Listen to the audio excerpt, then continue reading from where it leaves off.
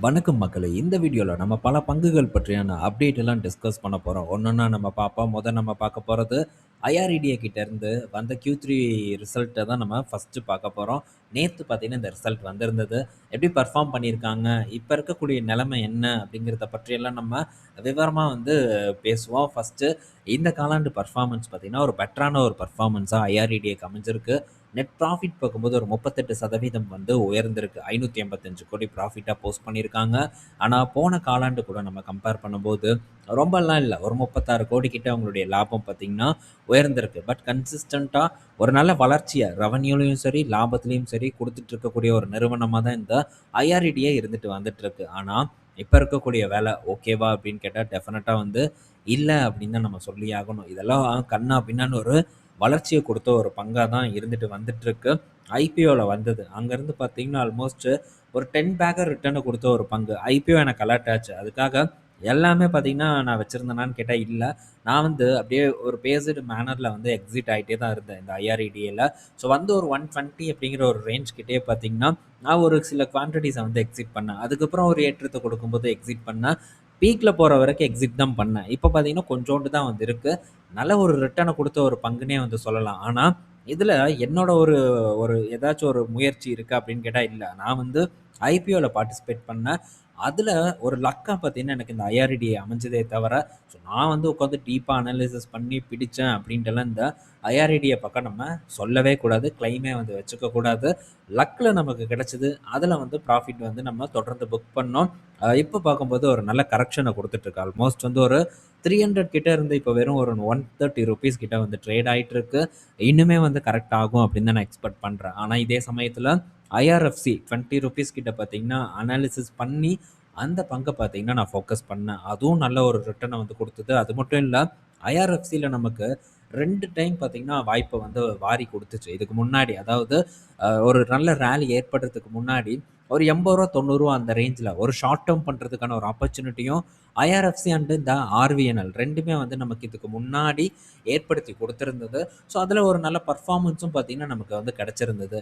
So, அதே மாரி எல்லா கவர்மெண்ட் பங்குகளும், பிஎஸ்யூ செக்டார் பங்குகளும் ஒரு நல்ல பெர்ஃபார்மன்ஸ பார்த்தீங்கன்னா, நமக்கு டெலிவர் பண்ணியிருந்தது தான். இப்போ பார்த்தீங்கன்னா, ஒரு கரெக்ஷன் பேஸ்ல இருந்துட்டு வந்துட்டுருக்கு.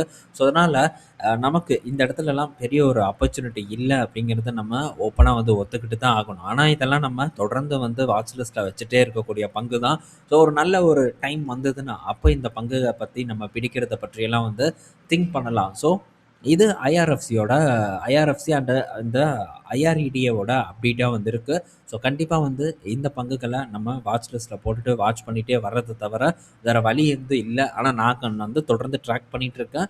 டெஃபினட்டா அப்டேட் ஏதாவது வரும், இல்ல ஒரு நல்ல இடத்துக்கு வருது அப்படிங்கிற பட்சத்துல, கண்டிப்பா அத உங்க கூட நான் டிஸ்கஸ் பண்ணுவேன். ஸோ, நெக்ஸ்ட் பார்த்தீங்கன்னா, எதுக்கு இந்த ஸ்டாக்க பத்தி இப்ப இவ்வளோ டிஸ்கஸ் பண்றேன்னா, இந்த பங்குகள் இப்போ கொஞ்சம் ரீட்டெயில் இன்வெஸ்டர்ஸ்னால கொஞ்சம் பெரிய அளவுக்கு கவனிக்கப்படுது. ஸோ, ரீட்டெயில் இன்வெஸ்டர் பெரிய அளவுக்கு கவனிக்கக்கூடிய பங்க பற்றி நம்ம பேசியே ஆகணும். அதில இருக்கக்கூடிய விஷயங்கள பத்தி நம்ம சொல்லியே ஆகணும். ஸோ, இந்த ரிஸ்க் இருக்கு அப்படிங்கிறத சொல்றது பார்த்தீங்கன்னா, நம்மளுடைய கடமையா இருக்கு. ஸோ, அத நான் இந்த இடத்துல முன்னாடி வைக்கிறேன். தொடர்ந்து பார்த்தீங்கன்னா, கரெக்ட் ஆயிட்டு தான் இருக்கு. 2 பங்கும் வேல்யூவேஷன்ல ஓகேவா இல்ல. ஸோ, அதனால ரொம்ப கேர்ஃபுல்லா இருங்க. இத விட்டு தள்ளி இருங்க. நமக்கு பெட்டர் ஆப்பர்ச்சுனிட்டி பல பங்குகள்ல கிடைச்சிட்டு இருக்கு. ஸோ, அடுத்தது பார்த்தீங்கன்னா, மோத்திலால் ஒஸ்வால் அவங்களுடைய micro gap 250 index fund stop பண்றதா, பாஸ் பண்றதா ஒரு அப்டேட் குடுத்துருக்காங்க. ஸோ, ரீசென்ட்டா செபி கூட இருந்த ஒரு பேச்சுவார்த்தைக்கு அப்புறம் இந்த ஒரு முடிவு எடுத்திருக்கிறதா சொல்றாங்க. பட் இதெல்லாம் என்னைக்கோ பண்ணியிருக்கணும். ஆனா, இப்ப தான் பண்றாங்க. ஓகே. ஸோ, மியூச்சுவல் ஃபண்ட் மூலியமா பண்றாங்க.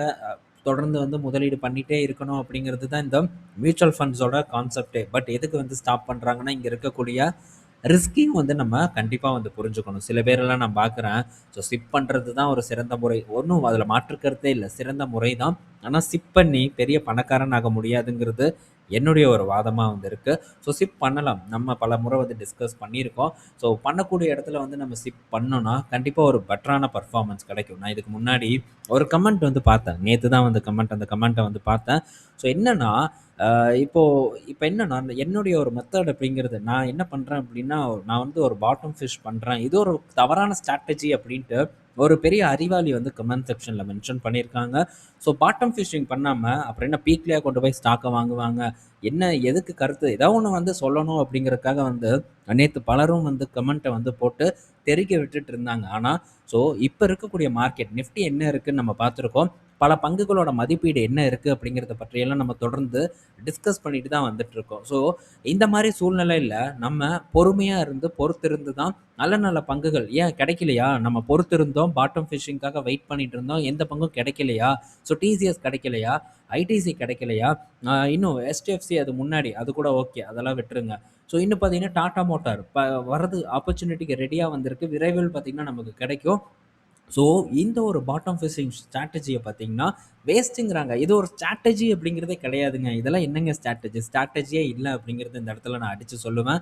ஸோ நம்ம இங்க வரோம். ஒரு நல்ல அட்ராக்டிவான இடத்துக்கு வரும்போது, ஒரு பொருளோட விலை ரொம்ப கம்மியா இருக்கும்போது தான் நம்ம வந்து நல்ல ஒரு ஹியூஜ் குவான்டிட்டீஸ் வந்து நம்மளால வாங்கவே வந்து முடியும். அதுதான் ஒரு பங்குச்சந்தையில நார்மலா ஒரு நல்ல ஒரு இன்வெஸ்டர் பண்ணக்கூடிய ஒரு வேலையா இருக்கும். எந்நேரத்துலயும் நான் சிப் பண்ணுவேன் அப்படின்ட்டு நம்ம பண்றது ஒரு பெட்டர் ஸ்ட்ராட்டஜியா? என்ன பொறுத்தவரைக்கும் அது பெட்டர் ஸ்ட்ராட்டஜி இல்ல. மேபி அதுதான் பெட்டர் ஸ்ட்ராட்டஜின்னு நெனச்சா, தாராளமா வந்து ஃபாலோ பண்ணுங்க. என்னோட நான் வந்து பண்றத நீங்க ஃபாலோ பண்ணுங்கன்ட்டு நான் எந்த இடத்துலயும் வந்து சொல்லல. நான் பண்றத வந்து இந்த இடத்துல ஷேர் பண்றேன். அவ்வளோதானே தவிர, நீங்க வந்து பாட்டம்ல தான் வாங்கணும், சிப்பே பண்ணக்கூடாது அப்படிங்கிறத நான் எந்த இடத்துலயும் வந்து நான் சொல்றது கிடையாது. உங்களுக்கு என்ன புடிச்சிருக்கோ, இந்த மாரி மார்க்கெட் ஹைலயும் போய் நான் சிப் பண்ணுவேன். நான் லாங் டெர்ம்ல ஒரு பெரிய வெல்த் கிரியேட் பண்ணுவேன்னா, தாராளமா கிரியேட் பண்ணுங்க. எந்த விதமான தவறும் இல்ல. பட் எனக்கு அந்த மாரி முதலீடு பண்றதுக்கு எனக்கு வந்து புடிக்காது. ஸோ நான் வெயிட் பண்றேன். நான் வெயிட் பண்றதுக்கு ஏத்த மாரியான ஆப்பர்ச்சுனிட்டீஸ் பார்த்தீங்கன்னா, பங்குகள்ல வந்து கிடைக்குது. ஸோ எனக்கு வந்து ரொம்ப ஹேப்பியா இருக்கு. நான் வந்து சிப் பண்ணாம ஒட்டுக்கா லம்ப் சம்மா லிக்விட் ஃபண்ட்ல இருந்து எடுத்து அந்த பங்குகள பல்க்கா பார்த்தீங்கன்னா, நான் வாங்குறதுக்கான ஒரு வாய்ப்பா நான் பார்க்குறேன். ஸோ சிப் பண்ணி என்னால பணக்காரனாக முடியாது அப்படிங்கிறது என்னுடைய ஒரு பார்வை. ஸோ நான் வந்து லம்ப் சம் பண்ணணும். என்னோட கோல் பார்த்தீங்கன்னா, ரிட்டயர்மென்ட் ஆகணும். சீக்கிரம் ரிட்டயர்மென்ட் ஆகணும். ரிட்டயர் ஆயி ஜாலியா இந்த சிப் பண்ணி அதில ஒரு நல்ல வெல்த் கிரியேட் பண்ணி உட்காரணுங்கிறது என்னுடைய ஒரு கோல் இல்ல. ஸோ என்னுடைய கோல் ஒரு நல்ல ஒரு இடத்த அடையணும். ஸோ நல்ல ஒரு ஒரு நிலைமைய பங்குச்சந்தையில அடையணும் அப்படிங்கிறத நோக்கி தான் தொடர்ந்து கடினமா பார்த்தீங்கன்னா உழைச்சுட்டே வந்துட்டு இருக்கேன். ஸோ நான் பண்ணக்கூடிய எஃபோர்ட் பார்த்தீங்கன்னா, என்னோட போயிறக்கூடாது அப்படிங்கிறதுக்காக தான் இந்த சேனல் மூலியமா தொடர்ந்து டிஸ்கஸ் பண்ணிட்டு இருக்கேன். நம்ம இந்த சேனல் நான் ஆரம்பிக்கும்போது சும்மா வந்து ஆரம்பிச்சேன். அப்ப பார்த்தீங்கன்னா, வந்து நான் சொல்லியிருந்தேன். என்னன்னா, நான் என்ன பண்றேனோ, அத வந்து இந்த இடத்துல நம்ம டிஸ்கஸ் பண்ணுவோம். ஸோ இன்ட்ரெஸ்ட் இருக்கிறவங்க கூட தான் நம்மளால பேச முடியும். நான் என்னுடைய நண்பர்கள் கிட்டயோ, என்னுடைய உறவினர்கள் கிட்டயோ, ஸ்டாக் மார்க்கெட்ல ஆர்வம் இல்லாத ஒருத்தங்க கிட்ட நான் மார்க்கெட்ட பத்தி டிஸ்கஸ் பண்ணுனேன்னா, அத அவங்க கேட்க மாட்டாங்க. இதத்தான் நான் அப்பவும் சொன்னேன். செவுத்துக்கிட்ட பேசுற மாரி இருக்கும். ஆனா, இப்ப என்னதான் கம்ப்யூட்டர் ஸ்க்ரீன் முன்னாடி உட்கார்ந்து நான் பேசிட்டு இருந்தாலும் கூட, எனக்கு ரெஸ்பான்ஸ் பண்றதுக்கு கமெண்ட் செக்ஷன்ல அத்தன நண்பர்கள் பார்த்தீங்கன்னா இருக்காங்க. அவங்க கூட சில கன்வர்சேஷனும் பார்த்தீங்கன்னா தொடர்ந்து போயிட்டு தான் இருக்கு. இது ரொம்ப மகிழ்ச்சியான ஒரு விஷயமா நான் பார்க்குறேன். நீங்க கண்டிப்பா வந்து நோட் பண்ணியிருப்பீங்க. மோஸ்ட்டா எத்தனை யூடியூப் சேனல்ல எல்லா கமெண்ட்ஸுக்கும் ரெஸ்பான்ஸ் பண்றாங்கன்ட்டு. பட் மோஸ்ட்லி நான் ரெஸ்பான்ஸ் பண்ணிட்டே தான் இருப்பேன். ஒரு கமெண்ட் விடாம ரிப்ளை பண்ணுவேன். இப்போ அப்பப்போ வந்து ரெஸ்பான்ஸ் பண்ணாததுக்கான காரணம், கமெண்ட் செக்ஷன பார்த்தாலே கொஞ்சம் கடுப்பாகுது அப்பப்போ. அதனால தான் அந்த கமெண்ட் செக்ஷன பார்க்காம வீடியோவ போட்டுட்டு நான் ஓடிடுறேன். ஸோ நான் பண்ற ஒரு விஷயத்த இந்த இடத்துல ஷேர் பண்றேன். உங்களுக்கு பாட்டம் ஃபிஷிங் புடிக்கல, அது ஒரு வேஸ்ட் அப்படின்னு நெனச்சா பண்ணாதீங்க. கண்ட இடத்துல போய் சிப் பண்ணி சந்தோஷமா பணக்காரன் ஆகுங்க அப்படிங்கிறது இந்த இடத்துல நான் சொல்லிக்கிறேன். ஸோ நண்பர்கள் நீங்க தான் தேர்வு செய்யணும். ஸோ நான் எந்த வேலையிலயும் எஸ்ஐபி பண்ணுவேனா, இல்ல அட்ராக்டிவா பங்குகள் வரும்போது நான் அத வந்து ஃபோக்கஸ் பண்ணுவேனா அப்படிங்கிற ஒரு விஷயத்த கமெண்ட் செக்ஷன்ல நீங்க சொல்லுங்க. நீங்க இந்த மாரியான கமெண்ட்ஸ வந்து போடும்போது தான் இன்னும் பார்த்தீங்கன்னா எனக்கு பூஸ்ட் ஆகும். தொடர்ந்து பார்த்தீங்கன்னா உழைச்சிட்டு இருக்கேன். அடுத்து இன்னொரு ஒரு பங்கும் பார்த்தீங்கன்னா லைன் அப்ல இருக்கு. ஸோ நான் அத ஃபோக்கஸ் பண்ணும்போது, அதில இருக்கக்கூடிய விஷயங்கள கண்டிப்பா உங்க கூட நான் டிஸ்கஸ் பண்றேன். ஈவ்னிங் கண்டிப்பா இந்த பங்க பற்றியான அப்டேட்டும் உங்க கூட ஷேர் பண்றேன். அடுத்தது பார்த்தீங்கன்னா, டாடா பஞ்ச் சீக்கிரமாவே பார்த்தீங்கன்னா, ஜனவரி 13ஆம் தேதி அ இதோட பிரைஸ் அனௌன்ஸ் பண்ண போறாங்க. புக்கிங்கும் வந்து ஓப்பன் ஆயிருன்னு தான் வந்து சொல்றாங்க. ஜனவரில வந்து ஓப்பன் ஆயிரும்ன்னு சொல்றாங்க. ஸோ ஒரு நண்பர் கூட நேத்து என்கிட்ட கேட்டிருந்தார் கமெண்ட் செக்ஷன்ல. பட் அவருக்கு கமெண்ட்ல நான் ரிப்ளை பண்ணல. இந்த டாடா பஞ்ச் வந்து ஹிட் ஆகுமா? ஆகாதா? உங்களுடைய ஒரு வியூவ சொல்லுங்க அப்படின்னு கேட்டாங்க. என்ன பொறுத்தவரைக்கும் 100% இந்த டாடா பஞ்ச் வந்து ஹிட் ஆகும். ஸோ ஒண்ணும் புதிய ஒரு மாடல் எல்லாம் இல்ல. ஆல்ரெடி இருக்கக்கூடிய எலக்ட்ரிக் மாடல்ல தான் வந்து இப்போ ஃபேஸ் லிஃப்ட்டா வந்து கொண்டு வந்திருக்காங்க. ஆல்மோஸ்ட் பார்த்தா எல்லாம் நெக்ஸான் மாரி தான் வந்து இருக்கும். நெக்ஸான் பஞ்சுக்கு பெரிய டிஃபரண்ட்டே வந்து நமக்கு தெரியாது. இப்ப வரைக்கும் சக்சஸா வித்துட்டு இருக்கக்கூடிய ஒரு மாடலா தான் இந்த பஞ்ச் இருக்கு. தொடர்ந்து சக்சஸ் இருக்கும் அப்படின்னு தான் நான் எக்ஸ்பெக்ட் பண்றேன். ஆனா, இந்த சியாரா தான் பார்த்தீங்கன்னா, கொஞ்சம் எனக்கு சந்தேகமா வந்து இருக்கு. ஸோ, பெர்ஃபார்மன்ஸ் வந்து சியாரால நல்ல ஒரு சேல்ஸ் வந்து ஏற்படுமா? அப்படிங்கிறது எனக்கு வந்து டவுட்டா தான் வந்து இருக்கு. மேபி ஏற்பட்டதுன்னா, அது ஒரு நல்ல விஷயம் தான். பட் வெயிட் பண்ணி பார்ப்போம். இப்போ இன்னொரு ஒரு அப்டேட்ட போடுறேன். நம்ம வந்து ஒருக்கா டிஸ்கஸ் பண்ணோம். இந்த ஸ் யு அ இந்த டிசம்பர் மாதம் ஆட்டோ சேல்ஸ் வந்தப்போ நம்ம பேசினோம். ஸோ ஒரு சில வெப்சைட்டில் பலினோ டாப் மாடல் அப்படிங்கிறாங்க, சில இடத்துல கிராண்ட் விட்டாரெல்லாம் அதிகமாக விற்றுருக்கு அப்படின்ட்டு போட்டிருந்தாங்க. பட் உண்மையான ஒரு அப்டேட் பார்த்தீங்கன்னா நமக்கு இப்போ கிடச்சிருச்சு. ஸோ இதில் பலினோ தான் வந்து நம்பர் ஒன் இடத்துல இருக்குது. அதை நான் இந்த இடத்துல போடுறேன் பாருங்கள். 22,100 வண்டி பார்த்தீங்கன்னா விற்றுருக்காங்க. 143% பார்த்தீங்கன்னா இயர் ஆன் இயரில் சேல்ஸ் வந்து க்ரோவ் ஆயிருக்கு. அடுத்தது பார்க்கும்போது ஃப்ராங்ஸ் இருக்குது. அது 93% வந்து க்ரோவ் ஆயிருக்கு. 20,700 வண்டி வித்திருக்காங்க. அதே நேரத்தில டாடா நெக்ஸான் வந்து 3வது இடத்துல இருக்காங்க. 19,000 வண்டி வித்து. அதுக்கு அடுத்த அடுத்த இடங்கள்ல மாருதி சுசுகி இருக்காங்க.